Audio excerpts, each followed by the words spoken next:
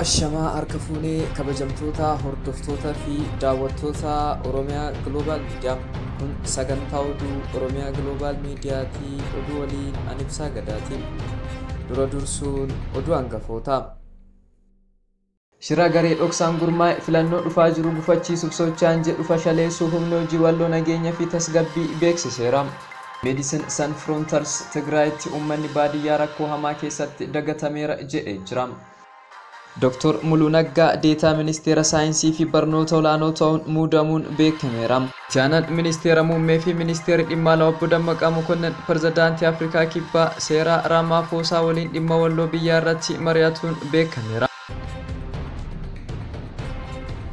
Kabajamtoota hordoftoota fi daawwattoota Oromiyaa Global Media chaanaalii keenya subscribe gochuun odeeffannoo waayitaawwan akka isin bira ga'u gochuu dandeettu. Amma oduu bal'inaan. Shira garee dhoksaan gurmaa'e filannoo dhufaa jiru gufachiisuuf socho'an jedhu fashaleessuu humni walloo nageenya fi tasgabbii beeksiseera.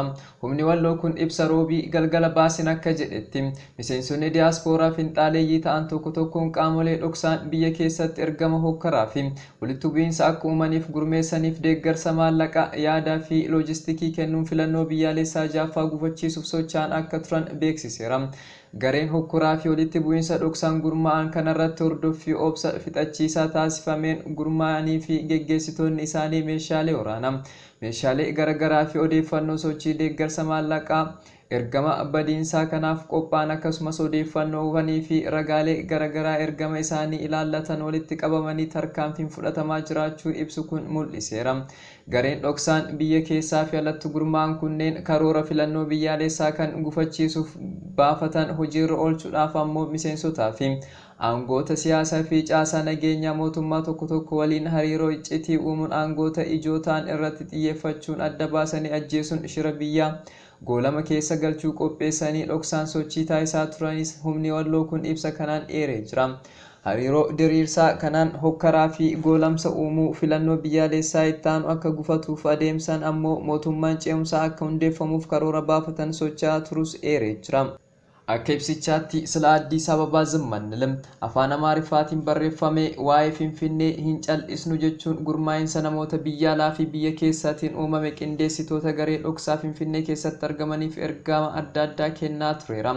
Magaalattii bakka garaagaraa keessatti dargaggoota dhiibbaa uumuu danda'an filachuun tokko isaanii jalatti ammoo dargaggoota 300 ta'an miseensummaan akka gurmeessan karoorsuun qophii badii uumuu gochaa turaniiru. Qindeessitoonni kunniinis karaa miidiyaa hawaasa guyyaa guyyaan biyya alaarraa ergama badiinsaa fuudhuun miseensota garagadii jiraniif dabarsuu kan jedhu ibsichi. Miidhaa dhalattoota Amaaraa irra gahu qolachuu fi uummanni Amaaraa hidhatee bahuu qaba jechuun ergaawwan walitti bu'iinsa kakaasan daddabarsaa turuun isaanii ibsi kun mul'iseera. Karaa garee dhoksaan gurmaa'anii kana waraqaawwan ergaa filannoo ajjeechaa dhalattoota Amaaraa irratti xiyyeeffatee fi dhiiga daa'immanii irratti taasifamu haa dhaabatu jechuu fi hokkara kakaasan qaban facaasuun uummanni mootummaa irratti akka ka'u taasisuuf qophaa'u osoo jiran harkaa fi harkatti qabamuu isaanii eereera. Gareen waa'ee Finfinnee cal hin jennu jechuun socho'u kun ergama badiinsaa isa kana mirkaneeffachuuf akka isa gargaaruuf odeeffannoo karaa miidiyaa hawaasaa akka fayyadamu hordoffii taasifameen bira gahameera jedha humni walloo kun. Garee miidiyaa hawaasaa lamaan gurmaa'ee hojii kakaasuu hojjechaa ture kanaan gareen inni tokko miseensota 1285 kan qabu yoo ta'u, gareen lammeessaa ammoo miseensota 308 kan qabuu fi qindeessitoota garichaa finxaaleeyyii diyaaspooraa biyya Jarmanii fi Ameerikaa jiraniin kan hoogganamudha jedhameera. Hokkaraa fi badii uumuudhaan filannoo biyyaalessaa dhufu gufachiisuun karaa qaxxaamuraa fi humnaatiin gara aangootti dhufuudhaaf hawwiin dhoksaan hariiroo uumuun humna socho'e kanneen geggeessan keessaa ajajaan 50 Yuuna Jambaree kan rakkoo naamusaatiin miseensummaa raayyaa keessaa geggeeffame tokkodha jedhameera. Namni kun miseensa raayyaa beekuu tokkoon qaama shira kana taasisuudhaaf filachuun odeeffannoo walitti qabu akkasumas ergaa kennuun odeeffannoo sochii aangoota mootummaa olaanoo ilaallatan walitti qabaa akka turan ibseera. akkasumas miseensota duraanii raayyaa turan Commander Mulgeetaa Tsiggee jedhamu ammoo ajajaa 50 Yuunee Jambare waliin garee dhoksaan gurmaa'e kana waliin kan socho'u yoo ta'u deeggarsa maallaqaa loojistikii fi yaada biyya alaa fi biyya keessaa taasifamuuf gocha seeraan alaa kana kan qindeessan ragaa mirkanaa'u ibsichi mul'iseera. Namoonni kunniin irra deddeebiin Finfinneerraa gara naannoo Amaaraa bakkawwan garaagaraatti socho'uun dargaggoota filachuun leenjillee kennaafii turaniiru jedhameera. Dabalataanis Finfinnee kutaa biyya bakkawwan garaagaraatti badii hidhannoon deeggaramuun uumuun hokkara qindaa'aa ta'e kakaasuu fi dhoksaan socho'aa turuunis ni himama. Yuunee Jambarii fi waa'ee isaa Commander Mulgeetaa Tsiggee namoota garaagaraa biyya alaa jiran keessattuu kan Jarman jiraatuu fi garee dhoksaa kanaaf qindeessaa ta'e Tashaala Kabbadaa iddoo waliin odeeffannoo wal jijjiiruu fi ergama fudhataa turaniiru jedhanii jiru. Dhaabbanni idil-addunyaa fayyaa irratti hojii tola ooltummaa hojjetu Medecines Sans Frontieres Tigraayitti uummanni baadiyyaa rakkoo hamaa keessatti dagatameera jechuun ibsee jira. Rakkoo hir'ina nyaata madaalawaa ammoo daran hammaachaa jiraachuu ibsee jira. Dhaabbanni kun naannoo Tigraay keessatti daa'imman sababa hir'ina nyaataan akka malee miidhaman arguu isaa ifa godheera. Dhaabbanni sagantaa nyaataa addunyaa jalqaba torbaan kana keessa Tigraay keessatti uummanni harka 100 keessaa 91 ta'u gargaarsa nyaataa tamtamaa kan barbaachisu jechuun beeksiseera. Manni maree nageenya dhaabbata mootummoota gamtoomanii ammoo Itoophiyaa naannoo Tigraay keessatti gargaarsi namoomaa gahaan dhiyaachuu baatus carraaqqiin mootummaan Itoophiyaa taasisaa jiru garuu kan jajjabeeffamudha jechuun isaa ni yaadatama. Dhaabbanni mootummoota gamtoomanii qindeessan gargaarsa namoomaa naannoo Tigraay ilaalchisuun gabaasa baaseen wanta naannicha keessatti uumame hordofee rakkoon namoomaa hamaan uumamuu isaa kaasee ture. Medecines Sans Frontieres akka jedhetti kiliinikoota baadiyyaa Tigraay keessa jiran keessatti daa'imman hordoffiin taasifamee fi keessaa harki 3 kan ta'an hir'ina nyaataan miidhamaniiru. Dhaabbanni gargaarsa idil-addunyaa kun itti dabaluun akka ibsetti gargaarsi guyyaa guyyaan dhiyaatu magaalotii gurguddoorraa kan hafe gara kutaalee baadiyyaa naannoo Tigraay kan qaqqaban muraasa qofadha. Maatii tokko guyyaatti si'a tokko qofa nyaatu kan jedhu gabaasni Medecines Sans Frontieres kun isayyuu heddumminaan dadhaboo qofatu nyaatu jedhee jira. Waqtii roobaa yeroo dhiyaachaa dhufu kanatti sababa lola geggeeffamaa jirurraa kan ka'e qonnaan bultoonni gara ooyiruu isaanii deemuu waan dhorkamaniif haalli jiru hammaachaa deemuu danda'a jechuun tilmaame jechuun Medecines Sans Frontieres beeksiseera. Naannoo Tigraay keessatti gargaarsa gara harka caalu kan dhiyeessaa jiru mootummaa ta'uu isaa kanaan dura ibsuun isaa ni yaadatama. Rakkoon hir'ina nyaata madaalawaa bakka bakkatti garagara ta'us baatiiwwan darban keessa rakkoo gargaarsa tamtama nyaataa madaalawaa Tigraay keessatti dabalaa dhufuu isaa Medecines Sans Frontieres qindeessaa garee gargaarsa tamtamaa Toomaas Saantan ni dubbatu. Medecines Sans Frontieres yeroo ammaa kanatti naannoo Tigraay keessatti magaalotii akka Addigraat, Aksum, Adawaa, Abiyadii, Shiree, Shiraaroo, Hamaraa fi Danshaatti tajaajila fayyaa kennaa jira. Jalqaba bara 2021 irraa kaasee garee bakka bakkatti socho'uun tajaajila fayyaa kennan gara magaalaalee baadiyyaa fi gareewwaniitti bobbaasuun tajaajila kennuu babal'isaa jira. Baay'inni fi gahumsi miseensonni maatii hedduun argatan hir'achaa dhufuu isaatiin hedduun isaanii guyyatti si'a tokko qofa akka nyaatanii fi sababa ta'eera jedha gabaasichi. Gargaarsa namoomaa naannichaa guddisuudhaaf akkasumas bal'inaan akka wal ga'u gochuudhaaf haalonni fedhii gargaarsa dirqama gaafatan jiru jedhan Saantoon. Kanaan dura gargaarsa namoomaa dhaabbilee gargaarsaa irraa eegamu yeroo isaatti qaqqabuu waan hin dandeenyeef mootummaan birrii miiliyoona 40 baasuu isaa beeksiseera.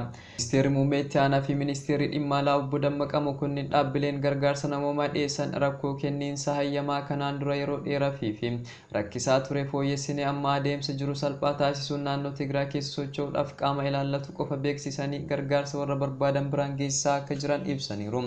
Bakkeewwan fageenya irra jiranii fi mijatoo hin taane dabalatee gargaarsa qaqqabsiisuudhaaf haala namoonni siivilii ta'anii fi loltoonni waliin qindaa'anii hojjetaa akka jiranis beeksisaniiru. Obbo Dammaqaan ibsa kennaniin namoota miiliyoona 3.5 ta'aniif gargaarsa qaqqabsiisan akka danda'ame himaniiru. Gargaarsa raabsame keessaa harki 100 keessaa 70 mootummaan akka dhiyeesse dubbataniiru.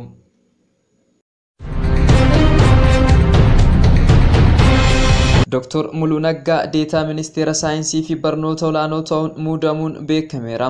Dr. Muluu Naggaa guyyaa eebila 28 bara 2013 jalqabee ministeera muummeen Dr. Abiy Ahmadiin deetaa ministeera saayinsii fi barnoota olaanoo ta'uun muudamuuniiru jechuun beekameera. Dr. Abrahaam Balay hojii geggeessaa olaanaa bulchiinsa yeroo naannoo Tigraay ta'uun muudamuun isaanii ni yaadatama. Waajjirri ministeera muummee odeeffannoo kana kaleessa baasuun beekameera. Itti aanaan ministeera muummee fi ministeerri dhimma alaa obbo Dammaqaa Mokonnin pirezidaantii Afrikaa Kibbaa Seeraa Ramaphosa waliin dhimma walloo biyyaa irratti mari'atuun beekameera. Obbo Dammaqaa Mokonnin pirezidaantii Afrikaa Kibbaa Seeraa Ramaphosa waliin kan mari'atan Peetirooyaa irratti. Marii isaanii kanaanis biyyoonni lameen michummaa waggoota dheeraa qaban haala cimsuun danda'amu irratti fi dhimma haala yeroo irratti mari'achuu isaanii ministeerri dhimma alaa beeksisee jira.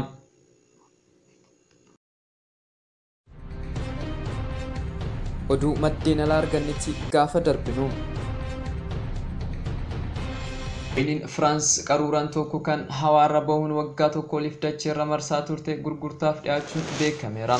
Wayiniin kun dhaabbata Firaanch wayin oomishuun addunyaa irratti beekamaa ta'e Peetras jedhamuun bara 2000 keessa oomishamuun himameera. Kanaaf qaruuraan Peetras 2000 jedhamerraa wayiniin qaruuraa Peetras 2000 kun ija wayinii gurraacharraa kutaa Firaans Boordoo jedhamu keessatti hojjetame.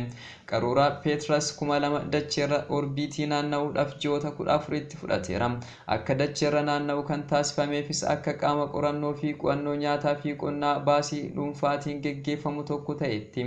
Kibxata darbe wayiniin kun karaa gurgurtaa dhuunfaatiin akka gabaaf dhiyaaturra dhaabbanni caalbaasii Kirist jedhamu beeksiseera. Caalbaasii kanaanis wayinii kana gurguruuf gatii doolaara miliyoona 1 tilmaamameera. Kirist keessaa kan hojjettuu fi wayinii irratti beekumsa guddaa kan qabdu Tiim Tiriptee akka himteetti qaruuraan wayinii duraanuu baramaa ta'e tokko kan isaa hawaarra dachee naanna'ee ture kan waliin barumu tokko keessa oomishame Peetras 2000 waliin gurgurama. Kun ammoo namni abbaa carraa ta'e bitatee dhamdhama lamaan isaanii wal bira qabe haa ilaalu jechuun himtee jirti. Dhaabbanni Space Cargo Unlimited jedhamu wayinii qaruuraa 12 sadaasa bara 2019 keessa gara buufata hawaa idil addunyaatti ergee ture. Turtii guyyoota 400 ol hawaa keessan booda harkisa lafaa giraavitii 0 ta'e keessatti kiiloomeetira 300 ta'uu imaluun wayiniin kun amajjii 2021 gara dacheetti deebi'eera. Saayintistoonni wayinii kana kan qoratan yoo ta'u gareen wayinii dhandhamanis bitooteessa keessa yuunivarsiitii Boordootti wayinii hawaarra ture kana wal bira qabanii ilaaluuf wayinii yeroo wal fakkaataa oomishame yaalaniiru. Gaazexeessitoota fi barreessitoonni bebbeekamtuun kitaaba Inside Boordoks jedhamu barreesse Jiyaan Aansoon namoota muraasa carraa kana argatan keessaa tokkodha. Gaariidha yookiin gaarii miti jechuudhaaf anaaf rakkisaa ture. Haa ta'u malee shakkii tokko malee garuu addadha.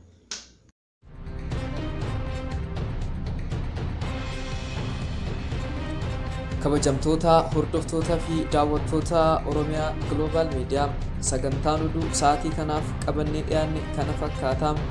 Sagantaa Oromiyaa Global Media faana wajjin turtii gaarii.